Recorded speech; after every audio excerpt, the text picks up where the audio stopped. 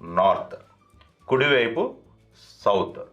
అంటే తూర్పు, పడమర, ఉత్తర, దక్షిణం అంటాం. నార్త్కి ఈస్ట్కి మధ్యలో ఉండే భాగాన్ని నార్త్ ఈస్ట్ అంటారు. అలాగే ఈస్ట్కి సౌత్కి మధ్యలో ఉండే భాగాన్ని సౌత్ ఈస్ట్ అంటాం.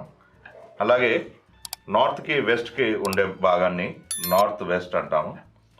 వెస్ట్కి సౌత్కి ఉండే భాగాన్ని సౌత్ వెస్ట్ అంటాం. అలాగే వీటిని తెలుగులో చెప్పాలి అనుకుంటే దీన్ని ఈశాన్యం అంటాం, దీన్ని ఆగ్నేయం అంటాము, దీన్ని వాయువ్యము అంటాము, ఇటువైపు వచ్చేసి నైరుతి అంటాం దీన్ని. ఇప్పుడు మనకి అష్టదిక్పాలకులు అంటారు కదా, అష్టదిక్కులు అంటారు. అష్టదిక్కులు అంటే ఈస్ట్, వెస్ట్, నార్త్, సౌత్. అంటే తూర్పు, పడమర, ఉత్తర, దక్షిణముతో పాటు ఈశాన్యము, ఆగ్నేయము, నైరుతి, వాయువ్యము